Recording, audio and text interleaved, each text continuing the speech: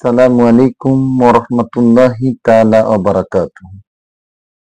আলহামদুলিল্লাহ, সালাতু ওয়াসসালামু আলা রাসূলিল্লাহ, আম্মা বা'দ। সম্মানিত দর্শক শ্রোতা, যে যেখান থেকে দেখতেছেন, পরবর্তীতে দেখবেন, সকলকে ধন্যবাদ জানিয়ে আজকের এই আসরে, এই পর্বে, জানা অজানার আসরে আজকে যে আমি বিষয়টি নিয়ে আসছি, অত্যন্ত গুরুত্বপূর্ণ একটি বিষয়। অনেকেরই জানা আছে, অনেকেরই জানা নাই। এজন্য আমরা যারা জানি না সে সম্পর্কে জানা হয়ে যাবে। তার আগে সকলকে মেহেরবানি করে বলবো, যারা আমার এই পর্বগুলো দেখেন বা আপনাদের চোখের সামনে ঘুরে বেড়ায়, আশা করি সকলেই সাপোর্ট করে লাইক, কমেন্ট, বাট তার সাথে সাবস্ক্রাইব করে পাশে থেকে আরো গুরুত্বপূর্ণ বিষয়গুলো জানার সুযোগ করে নেবেন এবং আমাকে বলার সুযোগ করে দিবেন। সম্মানিত সুধী, যে সমালোচনা গীবত নয়। আমরা জানি গীবত একটি মারাত্মক গুনাহ।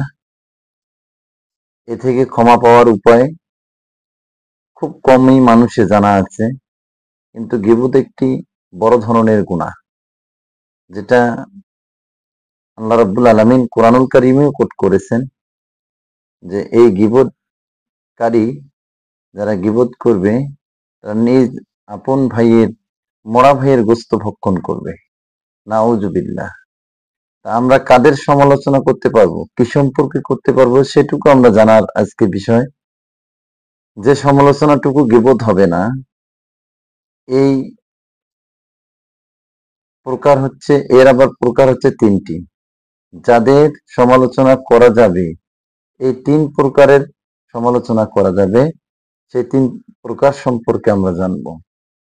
সমরকান্দি রহমাতুল্লাহ আলাই তিনি বলেছেন, প্রকৃতির মানুষের গীবত করলে তা গীবত হিসাবে গণ্য হয় না এমন কয়েকটা বিষয়, সেটা হলো তিনটি।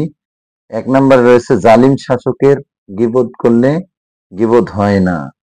দুই নম্বরে প্রকাশ্য গুনাহকারী, তার গীবত করলে গীবত হয় না। তিন নম্বর হচ্ছে বিদআত প্রচলনকারী। এই তিনটি অপশনে আল্লাহ রাসূল সাল্লাল্লাহু আলাইহি সাল্লাম থেকে বর্ণিত। তিনি বলেছেন, উযকুরুল ফাজিরা বিমা ফিহি লিকাই ইয়াহযারুহুন নাস। তোমরা পাপাচারী ব্যক্তির পাপের সমালোচনা করো, তাহলে মানুষ তার থেকে বেঁচে থাকবে। আমরা বুঝতে পারলাম গীবত করা যাবে।